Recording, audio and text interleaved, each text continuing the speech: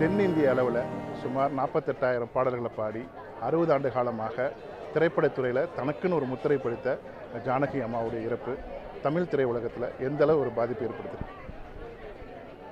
ஜானகி அம்மாவுக்கு ஈடு அப்படின்னு சொன்னால் ஜானகி அம்மா தான்.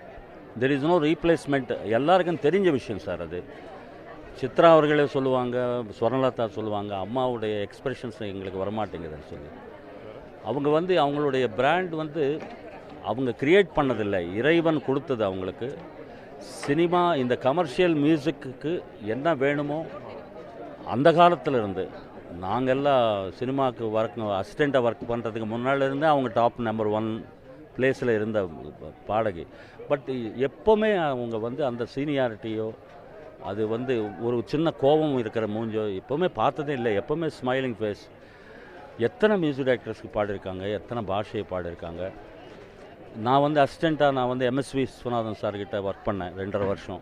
அப்போவும் நான் பக்கத்தில் நின்று அப்போது என்ன பாசம் காட்டினாங்களோ இன்றைக்கி ஒரு 2 வாரம் முன்னாடி பேசினா அதே பாசம் இன்னும் கொஞ்சம் அது அதிகமாகிருக்கு தவிர.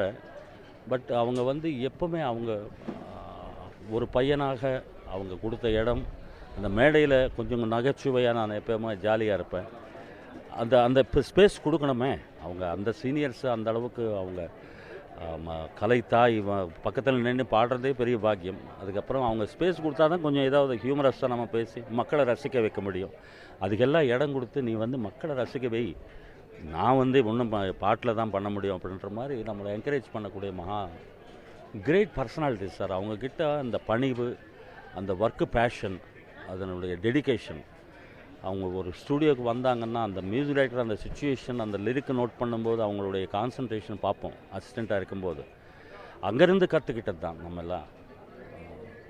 இன்றைக்கி அவங்க பூரணமான ஒரு ஜென்மம் ஹெல்த்தியாக இருந்து போயிருக்காப்படுற ஒரு பயங்கர வருத்தம் இருக்குது தவிர. பட் 87 இயர்ஸ்ன்றது ஒரு நல்ல ஹெல்த்தியாக இருந்தாங்க. இந்த 10 நாள் இந்த வைரல் ஃபீவரால் அவங்க கொஞ்சம் கஷ்டப்பட்டிருப்பாங்க தவிர முழுமையான இசை ரசிக பெருமக்களுக்கு ஒரு கிரேட் ஒரு விஷயம் என்னென்னா, நான் பார்த்தது ஒரு 15 வருஷமாக அவங்கள யாராவது விரும்பி அவங்க வீட்டுக்கு கூப்பிட்டா ஒரு ஃபேனாக இருக்கட்டும், அவங்க ரொம்ப ஃபேனாக இருந்தால் தான் அவங்க வீட்டுக்கு போயிட்டு தங்கியிருக்காங்க. அவங்க வீட்டில் அவங்க ஒரு 1 or 2 days தங்கி அவங்க ஃபேமிலிஸ் ஃபோட்டோஸ் எடுக்கிற வரைக்கும், ரிலேட்டிவ்ஸ் ஃபோட்டோஸ் எடுக்கிற வரைக்கும் ஒரு இடம் கொடுத்த ஒரே ஒரு பாடகி அவங்க மட்டும்தான் நான் பார்த்ததில்ல. நானே ஒரு 6 மாதம் அவங்க சன்னுக்கு முரளிக்கிட்ட ரிக்வெஸ்ட் பண்ணி நானும் என் ஒய்ஃபு 2 நாள் கூப்பிட்டு போயிருக்கோம்.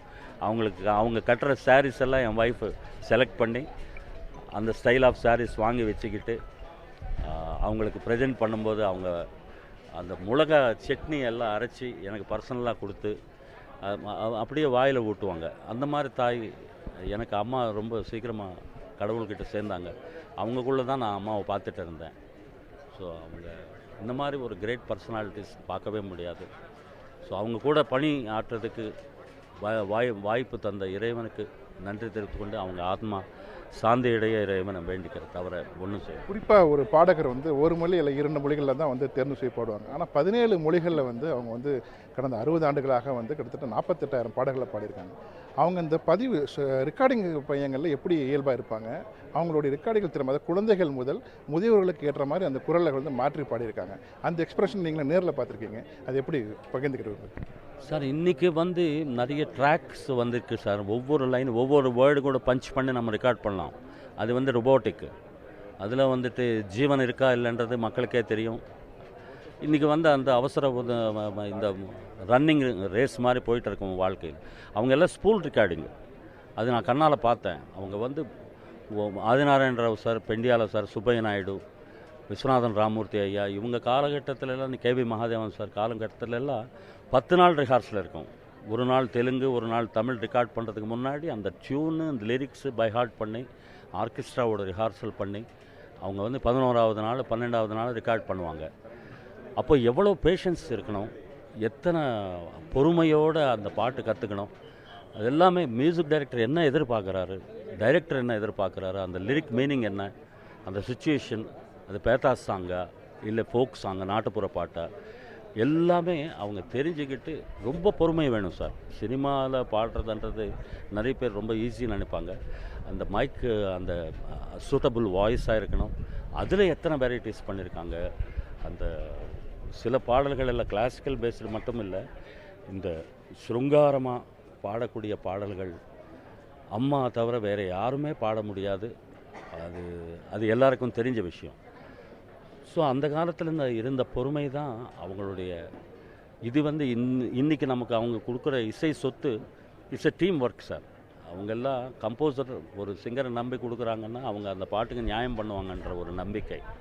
So such a great cooperation with cine composers.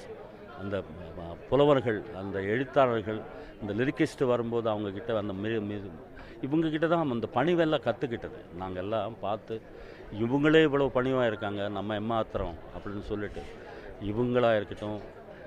SPB sir வந்து நெல்லூரில் ஒரு மியூசிக் காம்படிஷனில் அவங்கள செலக்ட் பண்ணி வந்து தெலுங்கில் கோதண்டபாணி அப்படின்ற கிரேட் மியூசிக் டைரக்டர்கிட்ட அறிமுகப்படுத்திய அந்த மகாதாய் எனக்கு நிறைய மியூசிக் டைரக்டர்கிட்ட என்னை பற்றியும் நிறைய சொன்ன விஷயங்கள் அவங்க சொல்லவே மாட்டாங்க.